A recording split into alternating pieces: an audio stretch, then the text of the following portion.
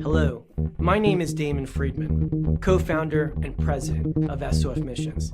As a 20-year veteran within Special Operations, I've gone through many challenges due to my military service and time in combat. We felt called to start SOF Missions to serve our fellow brothers and sisters in arms, focusing on suicide prevention and resiliency. Our mission at SOF Missions is to empower warriors to find purpose and be resilient. Since 2011, when we started the organization, almost 3 million men and women have deployed to Iraq and Afghanistan. Unfortunately, the scars of war take a toll on their psychological, physical, social, and spiritual health. Many veterans feel a sense of hopelessness and a loss of purpose when they return to civilian life. They feel isolated and alone, unable to reconnect. And in the greatest of tragedies, over 20 veterans lose all hope and take their own lives. Our goal at SOF Missions is to provide veterans the tools and resources so that they don't become a statistic. We offer a unique approach to combating veteran suicide through a whole health, intradisciplinary model. The Be Resilient program is a 4-pillar methodology that addresses the areas of psychological, physical, social, and spiritual wellness. We provide care through 3 delivery methods: medical clinics, retreats, and educational training. Since we started back in 2011, we have been able to reach veterans in all 50 states and have served over 3,000 veterans through the Be Resilient program. Being resilient is a multifaceted and complex issue. We know that to find a lasting solution, we have to address the whole warrior. Many challenges cannot be solved by providing the treatments and modalities of just one component, but by tackling them all. Now, we've expanded our services to include law enforcement and first responders. Together, we can make a lasting impact in the lives of warriors across the nation. To learn more, visit our website at sofmissions.org. All right. Welcome back. MisFitNation, the MisFitNation show. We are a show founded by a veteran and hosted by 2 veterans and a military spouse. Our mission is to get people to tell their stories to the world. If you're an author, share your tips with the Misfit Nation. If you're a musician or an actor, our audience need to know how they too can get into the business. Coaches, we love our coaches. Come on and share your tips with the Misfit Nation to help them become better versions of themselves. If you are a corporate leader or an entrepreneur, come on and show how you did it and how hard you have fought for success. If you are a veteran, first responder, or Gold Star family, we would love to have you come on and share your story with the Misfit Nation. We always have time for you. If you're feeling down, alone, or starting to see the darkness, stop. Think about those who are around you. You are not alone. You will be missed. If you feel like your problems will be a burden to those in your inner circle or feel embarrassed, dial 988. If you are a veteran, take option 1. We need you to keep pushing forward. Don't make a permanent solution to a temporary problem. If you are a new listener, welcome to the Misfit Nation show. Be sure to subscribe to our show on your favorite podcast app. Also on our YouTube channel at @the_Misfit Nation. Subscribe and click the bell to keep you up to date on our latest episodes and all of our news. You can also find us on Heroes Media Group and About Face Radio. Now, let's get to the show!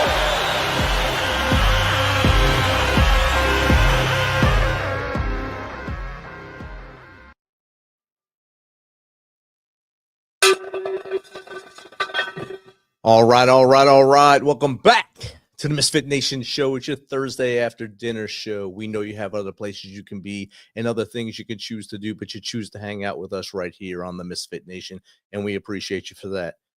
Thanks for all you do for us. And just like Ramon just said in the intro, you are important. Stay in the light. A day tomorrow with you is better than a day without you.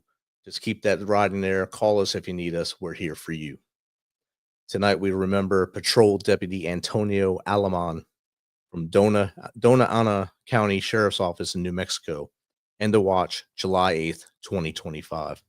Let's keep his friends, his family, his peers, and his community in your thoughts and prayers as they go through this sudden change in life, a sudden loss. They know they have a risk when they go to work, but they don't expect it to happen and don't want it to happen. So let's think about that as we go through the rest of our day and their days as they go through this dark time ahead. And keep a Texas in your prayers as well. Our brothers from Warriors in Motion are there. They drove from North Carolina the other night with a truckload of supplies to go help out as much as they could. Keep them in your thoughts and prayers as they're in there helping there and doing their best to help others over there. Tonight we have a great guest. He hails from Queens, New York. A Mets fan because of the Subway Series. I won't hold that against him, but we'll keep that up there. He's a graduate of West Point, the U.S. Military Academy in 2007, commissioning as an aviation officer. He excelled in Army's flight school, became an Apache pilot, the world's most advanced attack helicopter, known as the Closer. His leadership was quickly recognized. He was an executive officer during Operation Enduring Freedom in 2012. He's multiple deployments, and now he's the executive vice president of Civil Leadership Development at the Bill of Rights Institute. So without further ado, let's welcome Gerald Gangaram to the MisFitNation show. Welcome, Gerald. Hey, Rich. So happy to be here, brother. Thanks for having me, man. It's awesome to have you here, and knowing that we chewed some of the same dirt and we came from the same hood almost, just across the river, like we said. We little river thing called the Hudson River separated us there, but we're still from the Northeast and in a good part of the country at that time when we were growing up. So thanks for being here tonight. Absolutely. You know, you don't hold the Mets thing against me. I don't hold the Jersey thing against you in the same way. You guys took Staten Island. You guys have Ellis Island now. We're straight. We've been trying to take Staten Island for a long time. As well. Yeah. I don't think anyone wants it though. So I'm not going to go there, brother. You got an important position. You can't go there right now. There we go. We can save that for the backstage kind of talk. Yeah, that's I guess not the green room, but I guess the ante room. We'll talk there. You go. Antechamber. I gave a couple sentences about you, Gerald. If you don't mind, tell the Misfit Nation a little bit more about you. Dig a little deeper, why you went to the academy and how we got here. Yeah, I appreciate that, Rich. So again, I didn't start off obviously as an Apache helicopter pilot, right? It was a great honor in my life, but now what I do is a lot of public speaking. When people ask why, I started off in a very different socioeconomic status than I have now. Like you said, I grew up in Queens, but also my zip code was one digit away from Rikers Island. It was a running joke where I grew up that if you did anything wrong, you were going to Rikers. I'm talking about if you weren't too good on a quiz, you're going to Rikers. Wow. You weren't fast enough in a game of tag, you're going to Rikers. It was just kind of the running joke with everything. And even when my biological father had left my mother, she told me that he told her that I wouldn't amount to anything because she didn't even have a high school degree. And that mentality of the requirements of education and that importance always stuck with me. And she really kind of pressed that on me. But even by the time that I was going to go to college, when I was in high school, and having to think about that stuff, I had a teacher come up to me and ask, where are you applying for college? And I just laughed in his face. And I told him, I can't even afford to apply to college, let alone go to college. It's like, what are you talking about? Where am I going to go to college? Right. And this really important mentor in my life, First Sergeant Gogarty, he knew I was considering enlisting in the Army as a thing. I didn't know I wanted to serve in some type of capacity, especially because September 11th had just happened. And he told me that there was one school he knew of that didn't have an application fee, and that was the United States Military Academy at West Point. It was the only school I applied to, and thankfully I got in. And that kind of changed the course of my life forever at that point. It put me on a different path that I didn't know existed, and it's why I'm extremely fortunate to really have had mentors in my life. I believe very much that, like, anyone that says they did it on their own, if they're telling the truth, they maybe did it a lot harder than it needed to be. Mentors for me are people that have not just, it isn't always about opening doors, but in some cases it's showing me another path that I didn't even know existed.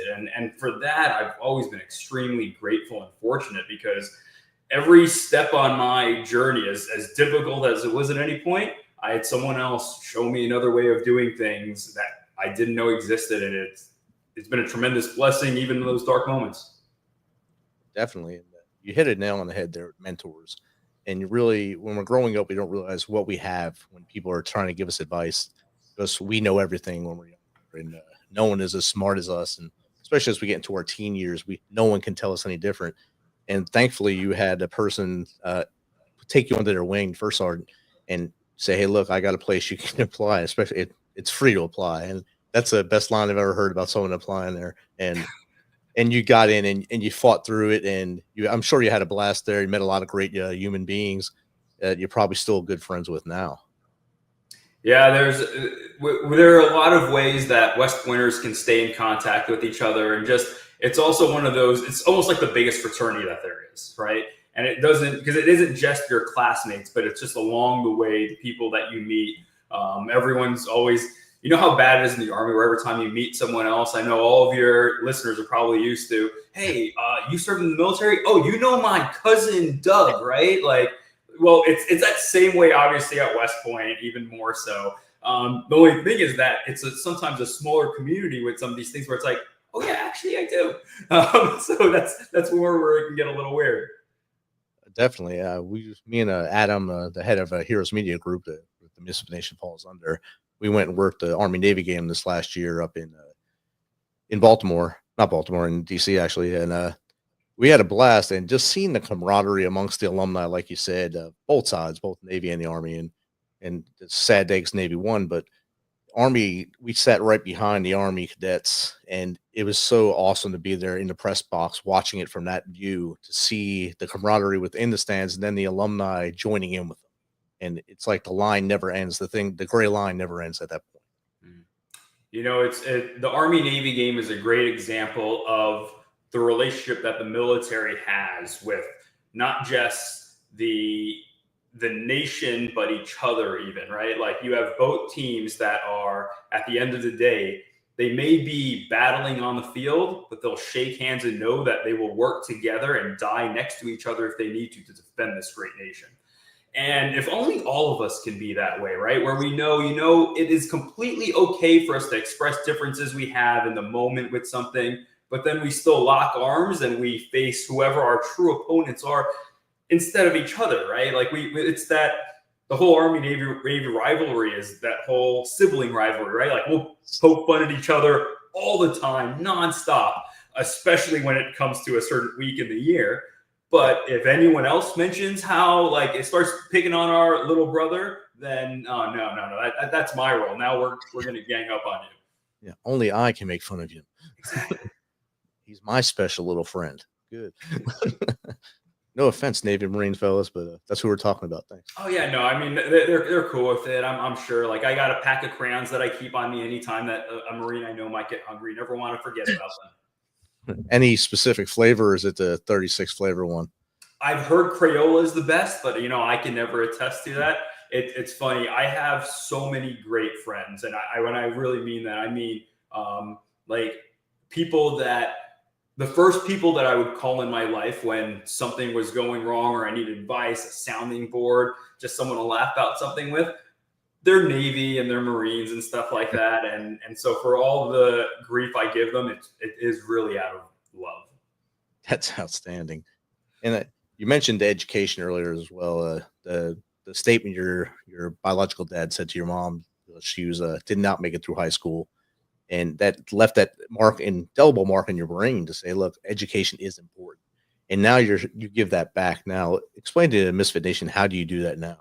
Yeah, so I'm right now the vice president at the Bill of Rights Institute. And this is an organization that provides teachers, and really anyone that wants it, but specifically teachers, with resources to teach civics, American history, social studies, and at no cost.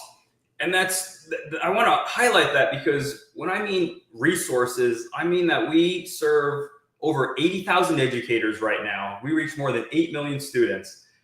We have over 6,000 free civics and history resources that include stuff on our website. I mean, we have textbooks that, like, you can go on our website, you can put, these are the things that I want, and we'll print out textbooks and send them to you, or have them on PDF, whatever works for you. We have games, videos, but we all do this because we believe that students should have access to quality civic and history education. It shouldn't matter what your school's budget is. It shouldn't matter what zip code you're in, right? I always think about that for me. I think about, I was really lucky because I was in a school that had a JROTC program that taught me some of these different values, right? And I mean, these are things that have to do with our constitutional principles like liberty, justice, equality. And I got that because of the school that I went to, and I was lucky enough to go to that school. I want every teacher to have access to that stuff so that the next Gerald that's out there, the next Rich that's out there, someone that has service in their mind can almost have that right conversation, that spark, and that mentor that really gets them to who they really should be in life all that sooner. Definitely. And I know my wife, she was a history teacher, U.S. history teacher up until last year. And then this year went to world history. And she used the Bill of Rights Institute. And I think she got copies of the Constitution or something from them. Or something. Oh, yeah. No, we got pocket constitutions. I was just checking to see if I had one of them on me. I probably have it in another room. I have a smaller version of one right here. But our pocket constitutions are loved by our teachers. It's actually the number one thing that our teachers request so much. We just started a page on our website with all the teachers asking for them right now, or not all of them, but a couple of them that are, to try and fill those. And it's interesting because when I've talked to our teachers, I'm like, why the pocket constitution? Why do you want a paper version of this, especially in today's world? And one teacher told me that they actually challenge their students, if they see them at the grocery store and stuff like that, they can come up to their teacher and be like, where's your Constitution? Because they want it to be such a bedrock part of their understanding. And having that physical thing, one valedictorian apparently lifted it up during their speech that they gave to show that, yeah, this was something they got earlier in the school year and they understood what it meant to them. But those physical reminders mean something, right? Symbols mean something. And especially when it comes to our Constitution, right, brother, we understand here, and a lot of your listeners, that oath of office that we all took, right? And that was to the Constitution. We don't pledge to any person or offices, to the Constitution, because for us that means something, right? We're not a perfect nation. Sure, no one's arguing that, but at the same time, our Constitution has these ideals that we can be. We can strive to be better. We can do things to amend it and to continue to improve ourselves and be something better than we were in the past. And those are ideals and principles that we should continue to protect and make sure that the next generation continues to understand those. It's almost a crime these days that not everywhere is civics a requirement to be taught. And it's something that, because of that, we wanted to make sure the vast majority of the Bill of Rights Institution is people that actually are teachers. So when we're making this curriculum, lessons plans, we take all that guesswork out. It's like, hey, these are the discussion questions you would want. These might even be the homework questions you might want. Like here's a whole lesson plan. We'll give you as much or as little as you want, because we know that need is there. If everyone's always on STEM and stuff, well, you know what? You don't get critical thinking if you don't look at the history that we have in the United States. If you don't look at all these things, and again, I can talk about this stuff all day.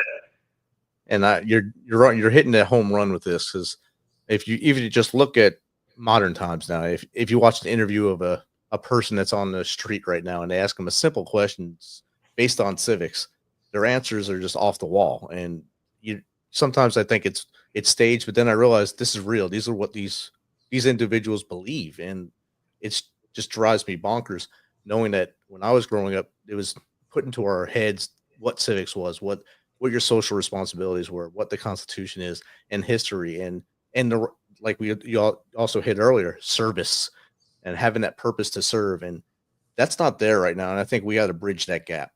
I mean, when you talk about service, right, and we definitely get, and I know your listeners all agree, it isn't just that military service, but what does service mean? What are your responsibilities as a citizen, right? It's not just these are the rights you have as a citizen, but what those responsibilities are. We do this one thing that I really love. It's called our My Impact Challenge with our students. And it encourages students to develop community service projects.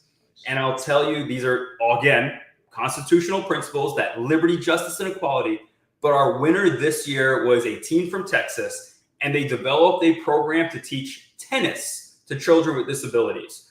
So they'd have equal access to sports and recreation, right? Again, something as basic as that, but it's local based. It's things that these students see a need and they go for it. And yeah, people are like, oh, well, that's nice. You know what? I saw another project that was students getting money to buy calculators so that other students can have calculators because not everyone could afford them. So whenever it came time to take that calculus course, hey, you need that graphing calculator. The students made a program to loan each other calculators, right?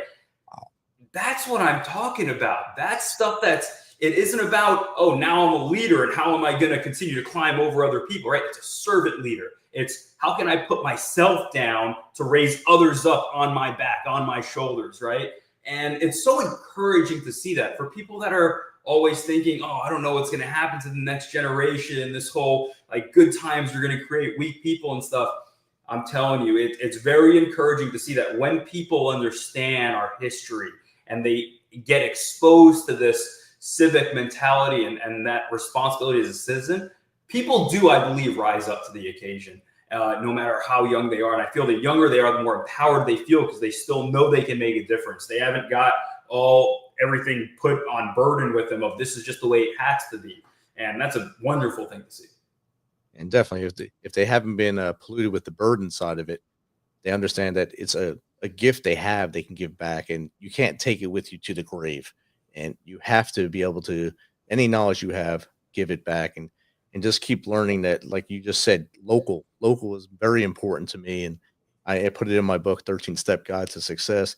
If you build your local community to be the community you want it to be, it will spread. It will go out to the next community, into the city, the state, the county, the state, and possibly the country. But until you are at 1600 Pennsylvania Avenue, you can't worry about 1600 Pennsylvania Avenue. You have to worry about your address and the people on your right and left. Could not have said that better myself, right? Like there's so much focus, and rightfully there'll be a lot of focus at the top, but so many things that happen there, while they'll eventually make their way downstream. How much ability do you have to work with just that friend group, just that church group, just around your block? And that has immediate consequences, right? It's why your reputation can matter so much more in those local communities, because that's that whole village that we have to just make all of us better. Right. In Sebastian Junger's book, Tribe, and understanding that we are all basically tribes. And if you understand your community is your tribe, then spread that. And that's how it's all work. And I think what you're doing with the Bill of Rights Institute and others are doing around the country with their organizations, if everyone would just stick to those guns and get the communities going, I think we'd be on a good glide path here. Oh, 100%, right? And it reminds me actually of a story about how much more important it is to even acknowledge those members of your tribe, right? And tell them how much they mean to you. A friend of mine was just taking the bus a couple years ago, and she was telling me how, everyone lines up at the bus and they're all swiping their Metro card equivalent of things and wherever the state was to get on. And this one guy starts doing the dance where he's patting his chest and his pants pockets and trying to figure out where his Metro card is. And obviously he misplaced it that morning. Without even thinking, she just swiped hers for him and her, and they just kept the line moving and didn't think anything of it. She was just like, don't worry, I've had it happen to me, and that was it. But you can immediately think how much that probably just de-stressed his day from, oh man, this is the start of my day and all this stuff. Like maybe a week later, she runs into him at the bus stop again. He comes right over to her, gives her a card that's like a Starbucks gift card that says, thank you for being my hero, right? Wow. As small as that was, we can't imagine the ripple effects that we have on people in those small moments, right? And she saw one ripple in that. And who knows how many more throughout her life she's cast in whatever other way, just by someone seeing something you do, let alone experiencing something firsthand. And I also think something was really important about that, right? He called her a hero. If you think about the word hero, especially in our profession, no one that I know that is a hero, that I would say is a hero, ever calls themselves a hero. They only have that label because we give it to them. And they're always uncomfortable with it because we always think to ourselves, well, we know someone else that sacrifices more, that is worthy more. And it's this thing that we do, and rightfully so, right? But at the same time, that's why it's even more important to tell people when they do something heroic for you, because you don't need to be in the military to be that hero, right? You don't need to be in the front seat of an Apache. You can do that in a bus. Right. On the train, on the sidewalk. I mean, if we just look up from our phones look those 3 inches up, there's a whole world up there. Look someone in the eye and say, hello, how are you? That might be the difference they need that day or that week to go from going into the darkness or staying in the light with us and make their day that much better. All we have to do is start talking to each other. And if that's too much of a burden for you that day, try smiling to someone if you don't want to say that hello or something. There's something you can do. We can always be of service to someone else, especially in our darkest hours. Oh, definitely. 100%. And you just talked about being the front seat pilot of the Apache. I know there's audience members that love the Apache, and I would love you to just tell some awesome stories from this front seat of the Apache as well. Oh gosh. Well, again, I say front seat because it's always in the back of my mind, but I am a dual seat aviator. Actually, I was in charge of flight school for a little while, and even during that time, even before I took over flight school, pretty much everyone now is qualified in boat seats, front and back. From boat seats, you can shoot, and from boat seats, you can fly. And that's a good and a bad thing, because you have to make sure that as much as you can get roped into the flight, you have to make sure that someone is flying this aircraft, because this is an amazing aircraft, most advanced helicopter we have in the world, right? This thing has a 30 millimeter cannon on the bottom of it, Hellfire missiles, rockets. You can reach out and touch something from over 8 kilometers out, right? And we can see even farther. These days, we even have drones that we can interface with. Amazing capabilities. I mean, you're not allowed to drive and talk on a phone. And in this aircraft, you're talking on and texting on 5 different radios and SATCOM and everything else. It's a task saturation nightmare. And there's nothing that I would rather be doing when I was doing it, right? I was always engaged in what I was doing. And it's interesting because I did thankfully have the ability to go downrange. Both of us were actually in similar places in Afghanistan and close to each other around the same times. But it's even my very first, as many kinetic times where there were rounds going downrange. Rich, the very first engagement I had that was a TIC, a troops in contact, I didn't fire a single round actually. And the way it worked was we got the call, we rushed over there. There was still snow on the ground because it was in January and stuff. And I'm all adrenaline and everything, and I'm calling the guys on the ground, and I'm realizing nothing's going on. I was like, hey, did we miss it? Like, is everything okay? And the guys call back, and they're like, no, as soon as you came on station, everything stopped. The gunfire stopped. Even the dogs stopped barking. Oh, and they're like, sir, can you please stay on station for just a few minutes? We haven't slept in a few days. And if you can just give us that peace for right now, because they're not going to do anything while you're in the air, we hope, like, we can just get some shut-eye. And, I learned at that point the importance of deterrence and presence so much. And that's exactly what we gave them. We didn't get called away for anything else. So we just burnt holes in the sky at that point for as much gas as we had until we had to leave to give them as much shut-eye as we could in a moment of peace in that one time, right? And it really was a valuable lesson. So, yes, we have the capability to completely go in and blow things up very quickly. We're very good at doing that, right? Our 30 millimeter has a 15-meter radius on it, and anytime I pull the trigger wherever I'm looking, at least 20, if not over 100 rounds of that thing go out the cannon. Yeah, unbelievable capability, but sometimes I just had to show up. And we decided to make our rotation about present so much more. We were trying to be in the air because we knew in most cases, bad guys stop doing bad things whenever they see that they call this a monster and dragon in Afghanistan. That's how they translated the Taliban. They didn't have Apache. So anytime they knew the dragon was up, they were like, all right, we need to stay down. So we become the sheep herders again. Yes. Yeah, everyone out there at different points turns into a shepherd. Yes. They go from having rifles to all of a sudden tucking those underneath their shirts and stuff and breaking out a staff and trying to blend in. But in some cases, we can see when that happened too. And there were certain things that we could do to try and remedy that and get the right people to make sure that those people were even caught. I know having the Apache above us, I remember the first ones that came above us when I was in Ramadi, it was call sign was Widowmaker. And it's just an awesome call sign for an attack bird. And you just call, hey, Widowmaker 1-6, I'm at this grid. Can you eliminate this in front of me? Yep, let's move back. All right, moving back. They'll be there. And that was just that, amen. We got this guy up here who's going to help us out, and we can go about our business. And just knowing you have that in your back pocket, and that monster in the sky is beautiful for us. It's a godsend to us. It's a monster to them. Oh, absolutely. Right. It's a monster you want on your side. It's something that, again, the other person doesn't want to sleep, because that mantra that you have right there just says too much. And there's such a trust that we have between our ground and our air components, right? Whenever anyone asks me why, like, yeah, you're an Apache pilot and you had all these forces stuff, but why are you in the Army? Why aren't you in the Air Force, right? And I think it's a great question that people can ask that don't understand the military. And what I would remind them and kind of educate some people on this is that I was a ground commander, though, being Army, where the Air Force and Navy need to get their munitions cleared to the ground by some type of joint terminal air controller. We call them JTACs or something else of that nature, someone qualified to talk.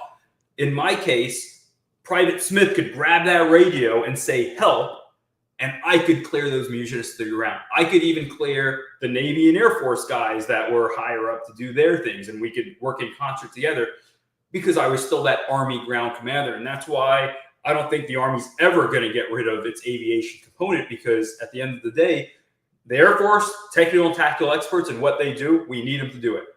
The Army, the main focus there is leadership, right? The main focus there is us being present. That presence again comes into mind, right? And I think it's really important that we never give that up. Definitely. We got a question in the audience that might go right into that. It's from J. Rada, Georgia, GA. What's one moment in combat that shaped your view of leadership? Thanks, Geroda. You know, that's a great question, Geroda. I hope I'm pronouncing that right. And I'll say that I'll say at one point in combat, we had I remember I was flying with a Chief Warrant Officer, Kevin White. He was a CW3. And at the time anyway, he got promoted later. But he was on a night mission. We ended up having to go to days he had to go to days that same day. So he had been up for 12 hours now. He's going to do another several hours with me. And because we were just our manning at the time.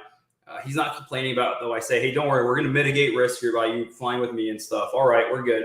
And I say, we're going to do one recon. It's going to be a quick go out, look at good guys doing good things. Hopefully no bad guys doing bad things. We come back 1 hour tops. Don't worry about it. And so we go do this mission, and it's exactly what I say. 1 hour tops. We're on the way back, and we get the call, though. Troops in contact. And it's like, all right. We start heading over there, and the initial report that we're getting is that we have less than 20 friendlies going up against over 120 enemy combatants, Taliban, in this one small area. And this is not going to be a good thing. But again, we're awesome. We're really good at what we do at this point. I don't think it's going to take us that long to do this. We're still going to get back. Kevin's going to be able to get some shut-eye, and the other guys will play Call of Duty until we get the next tick, right? It's going to be quick. But Rich, I'll tell you that when we get there, we realize that there's this thick trees and canopy that's over there. And we're not able to break out where the friendlies are, where the enemy is, because we found the one oasis in Afghanistan. And while all of this is happening, I start getting lower and lower.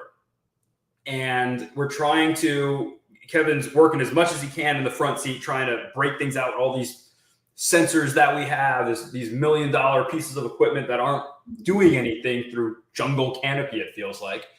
And as we get lower, the guy on the ground, Zombies, says, gunmetal, that was our call sign, gunmetal, watch out, they're shooting at you.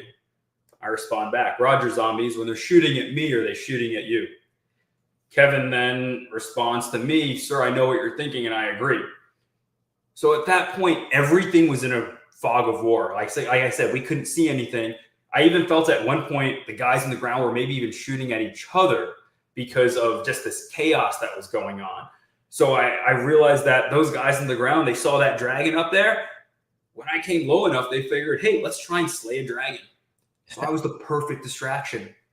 And I was going to let them try. So I asked the guys on the ground, hey, how much time do you need for to regroup? And Zombie says 60 seconds, sir. So we get our act together. We make sure our wingman knows what's going on. And we come back over to that spot, bring the aircraft slower. And Zombie says, gunmetal, watch out, they're shooting at you. I remind him that was the point. I reach up. We have a button on the aircraft that hits a stopwatch. And I experienced the longest 60 seconds of my life I felt at that point. Now, again, we weren't a sitting target. You would have think I would have had a PlayStation Madden controller that I was using up there with all the juking and jiving around that we were doing, right? But not a single round hit the aircraft. It worked out. We actually did it twice because in the end, on the unclassified side, this would be over 10 and a half hours. Not that 1 hour engagement that I was telling Kevin that we were doing. And what that really taught me was everyone that would see that ends up asking, why do you do it? And is it because you want to be that tip of the spear and the bravado? No, Kevin was thinking about, he's a married man. He has Nicole, right? He had twin daughters that he barely knew at that point. They were born shortly before the deployment. And I know he's thinking about them because of conversations that we had and even in the aircraft before. And at the same time, he's also thinking about the guys on the ground and what they expected from us. I was able to briefly meet with some of them afterwards. And when they were expressing their thanks for how we handled the situation, they told us that as soon as they heard we were going to do that, they immediately were making plans that if something happened to us, they were going to go to the crash site and that's where they were going to make sure to defend. It was about being a leader that had to forge forward through a time. And wow. Kevin was being that leader in that moment with me, even when he was thinking, that's exactly what we need to do. I get asked all the time, are leaders made or are leaders born? I believe they're forged. I believe that when you can go through some type of trial or tribulation, you can go into that furnace and you are allowed to melt. You could always do that. Or you can go into that furnace, you get heated up. And I'm talking, maybe you even have someone swinging an anvil on you, a hammer against an anvil, and you're maybe, and in the end, it might be a mentor because you might come out, go in steel, come out a sword. You might not even know what you need that blade for yet. Right. It might be something, though, that you need to have empathy for someone else. It might be years. You may never know what you need that for. But from my experience, I've learned at this point that a leader that forges forward is someone that has empathy and someone that will answer the call later on. And so for me, the biggest thing that I learned in that type of combat situation with the military and such is the importance of being a leader that can forge forward. Wow, that's an awesome answer and great story. It made me think. I watched a documentary last week called The Longest Month about an Apache squadron at the first Cav in Iraq. And those dudes that they interviewed, it's like you were saying the same stuff they were saying. How they would talk to each other in the bird to get through situations and talk through the whole situation and not just the higher level stuff where I know this is what we're supposed to do. Hey, what do you think we're supposed to do? And how do we get through this? And those guys did that same stuff you were just talking about. That was just like flashing into my head when you were talking about that. So I think it is forged, like you said. And people always say, are they made or born or made? It's a combination thereof. People, you have the instincts, but you need to be taught and mentored, and you need to see what right looks like and what wrong looks like, of course, too, to make the right become the sword you're supposed to be. Exactly. It's one of those things when I was in charge of flight school, I made sure that every class I would try and get to them at least once a month. Our courses would be 6 months long, and I tried to make sure as a commander that I spoke to at least every class 6 times. And the reason for that is I wanted to share different stories of things that happened to me, those decision-making moments, because I wanted them to armchair quarterback the hell out of it. Not because I thought this is a situation you're going to have in the future, because there's no telling what that was going to be. But so that they could go through that decision-making process of things, see that it's not all black and white. There are, especially on there's moral things that we have to think about. There's the whole aspect of balancing that mission and people requirement that we have. As we have that mission to fight and win the nation's wars, we do it with America's sons and daughters. And at one point, you also have to think, with all of these commands that you have and otherwise, I can't prepare you completely for what you are going to have, because I don't know, and I wish that I did. But how do you come back home and still have your honor? How do you come back home and you're okay with the decision you made, because you can look at yourself in the mirror? And I think that's one of the greatest things when I talk to people about veterans in general. It's that thick skin that we almost forget we have when we leave, where, you know, we have all of this about, like, yeah, give me those after action review comments. Tell me all the negatives and maybe the one sustained, right? But I only want to hear the negatives, because we want to be better. And I think it's really important that we always remember that's the kind of cloth that we're made from. And that's the kind of thing that we want to do. And honestly, I believe it's because of that service-minded ethos that we have that we feel emboldened comes from everything that starts with that oath of office. It goes right back to the Constitution.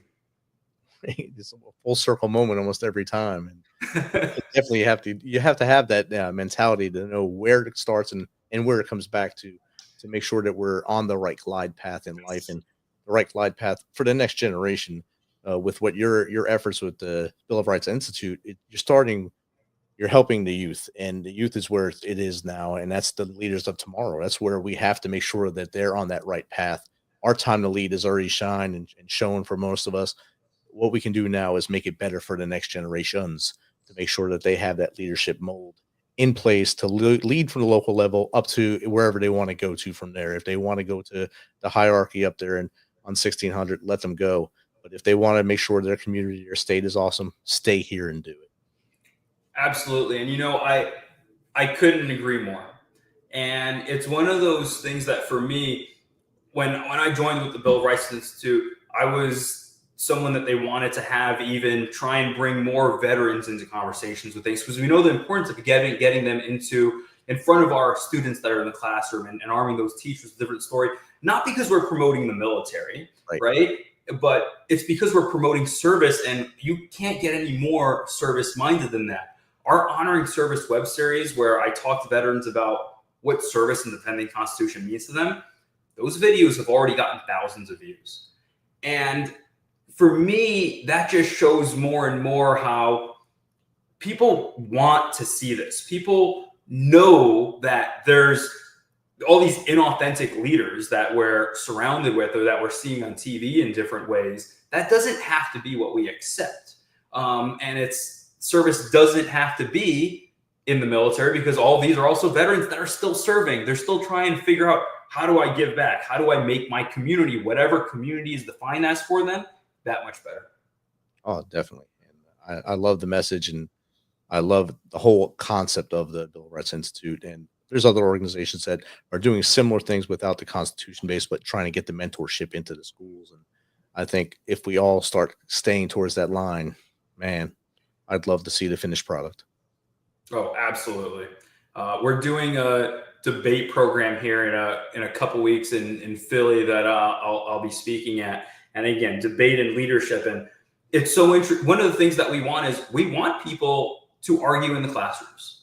I want students to show what their different views are, because go figure, we should be able to say, this is my view of it, this is your view on it, and then go play basketball at the end of the day, right? Like, you can still hang out afterwards. You can have a difference of opinion and still be civil, right? It's such a novel idea, though, when people are like, oh, that's such a good idea. Well, go figure. That's how we've been living life for like years in this country. And we're almost forgetting that that's the premise of it. I don't judge you by what party you were in. I don't judge you by what single stance you have on one thing.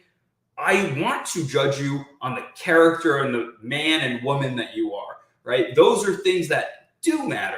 Your character, your beliefs, your values. That's something that we can argue a little bit about on different things, but the red line shouldn't be, oh, well, you disagreed on whether this road should have a toll on it or something. It's like, Right. come on now, right? There are other things that we can do better as society because we do bring that into the light of day. We even write parts of our curriculum that are point and counterpoint arguments, where we have one person that takes the stance on, as an example, does Congress work? Is Congress effective? One person says no, one person says yes. They write a whole thing about it, and we put it into the curriculum so that a teacher is armed with, hey, let your students debate them. Let them pick sides and let it be a fun activity, because debating can be a fun thing, and it doesn't have to be a gamified thing either, right? It's not how many points can I make and how quickly can I talk. It should also be accessible. How many stars do I get for saying that? Right? Yeah, I think a good, clean debate is it's being a normal human and talking to someone. We're not all supposed to have the same views. That's just not how we're supposed to be. You're supposed to have Life would be so much more dull if we did. Yeah, we have to have different views to come up with a good solution. And I think that's lost a lot right now, because now if I don't agree with you, then we're supposed to hate each other. Not supposed to talk to anyone that you talk to. You're not supposed to talk to anyone I talk to. We're supposed to cancel each other or whatever, or possibly get to violence like some people do because they don't understand that you can just have a debate and then go have a Coke or a beer or a coffee right after. There you go. Got two questions that popped in while we were talking. One I think you've answered, but we'll let them get their shine here. Temple Time, why is civic education so critical for today's youth? Yeah, and I think it goes back to just like what we've been talking about, that need to make sure that it's the classic quote of those that forget our history are doomed to repeat it, right? Because history is a big part of it, but it's also something that goes back to citizenship, what that word means, not just the rights you have as a citizen, which are important, but the responsibility that you have. My mom once had this big flag poster that had the American flag, and underneath it, it said, "America, love it or leave it." And she really believed those words. She was an immigrant to this country, and she knew what it took to be here. And she also knew how she fought to be here. And she thought anyone that ever said, if this happens, this election, I'm moving to Canada and stuff, she thought the government actually should make it a law that that person has to go to Canada for at least 2 years. The government should even pay for them to get a bus ticket. So we leave them buses. She didn't think they should be able to get flights over there, but they should take a bus up to Canada and not be allowed to come back for at least 2 years. And they have to go through a process to try and come back, because so many other people want to be here. We are a place that we're not perfect. We can be better. And it's important to know how we can be better, that there's a process in place for our Constitution, our laws to continue to make this country great. Definitely.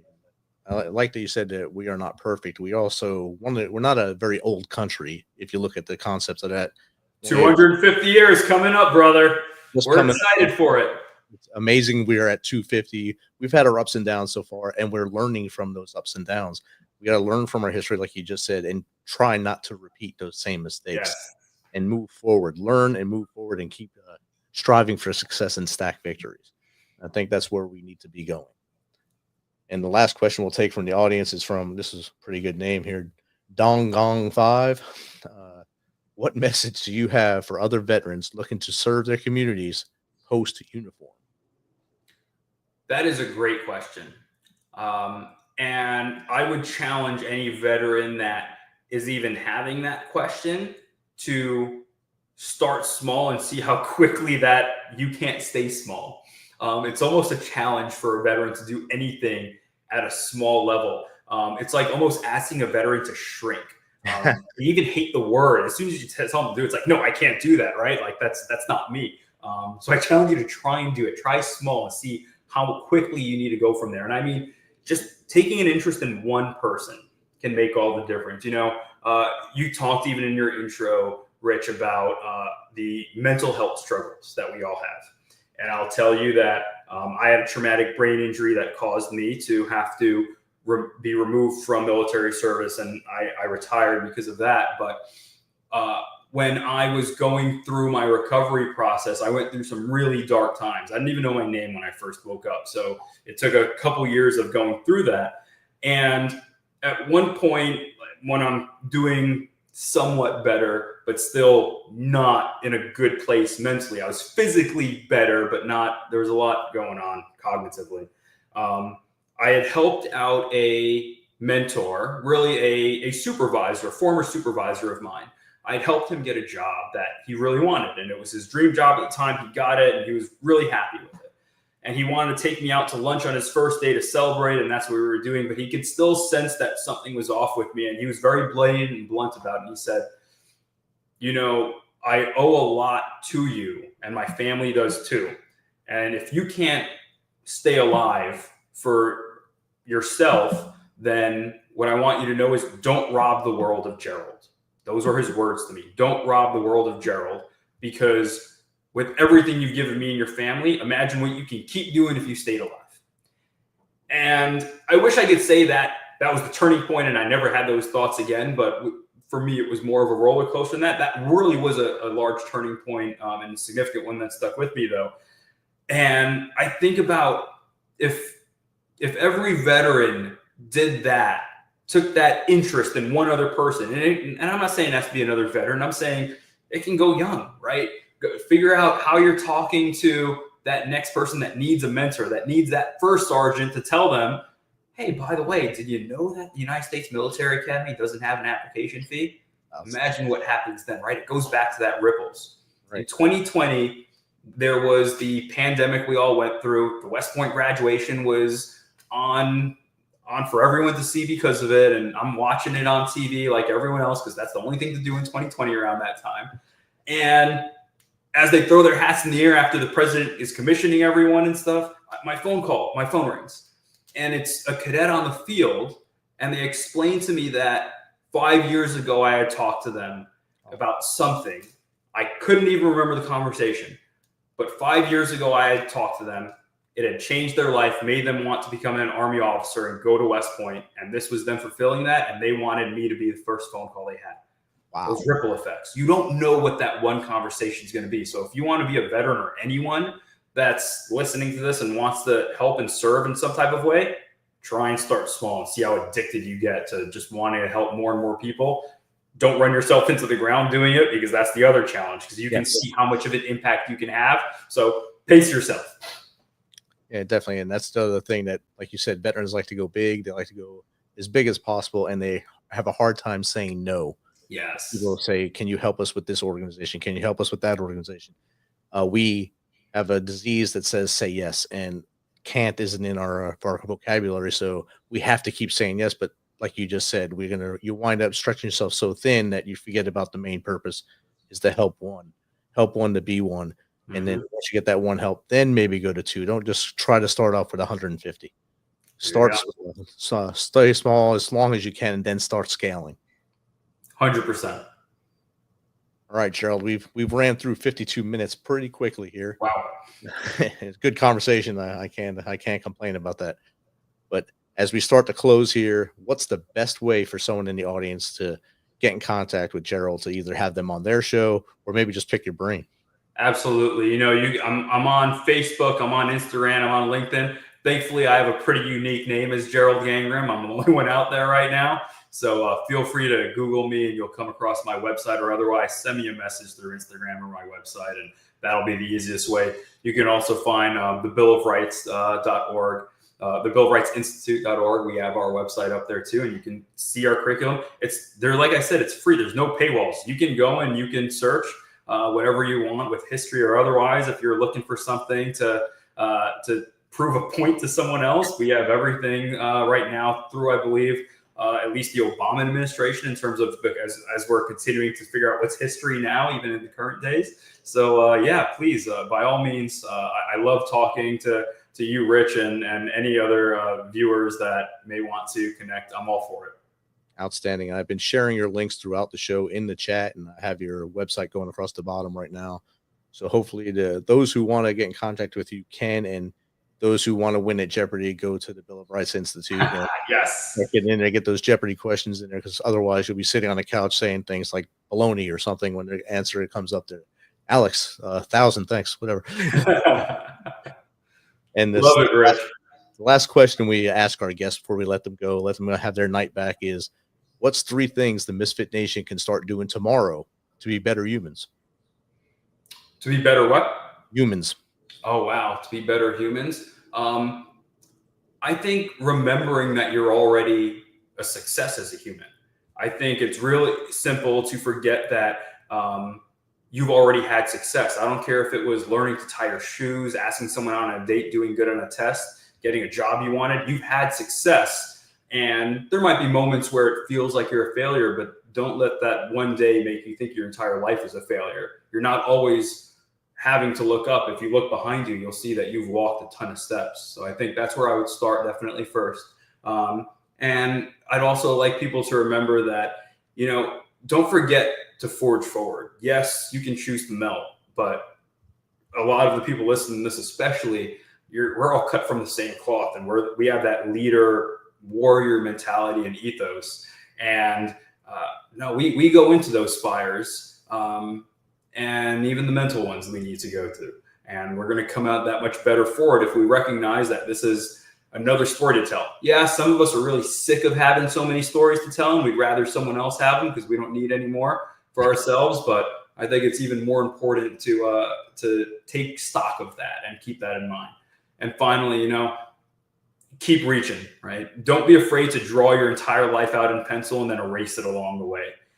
It's something that'll continue to have you striving for what's next. And then at the same time, if you decide to change it all and chuck it out the window and make a new plan, that's okay too. You can reinvent yourself at any age, and that's a glorious thing. And I love our ability to do that. Outstanding, Gerald. Those are 3 great ones. And Misfit Nation, take heed to them as you go into the rest of your night and to your weekend, of course.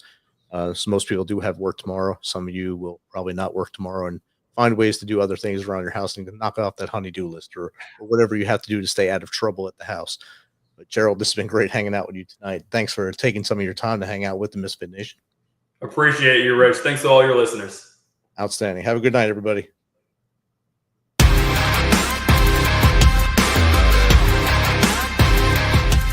Thanks for checking us out and being a part of the Misfit Nation show. Don't forget to visit our website at themisfitnation.com. That's themisfitnation.com. Check out all our past episodes and get some of the great Misfit Nation gear for you and your family. As always, be humble, stay hungry, and keep hustling because we are Misfit Nation. Misfit Nation.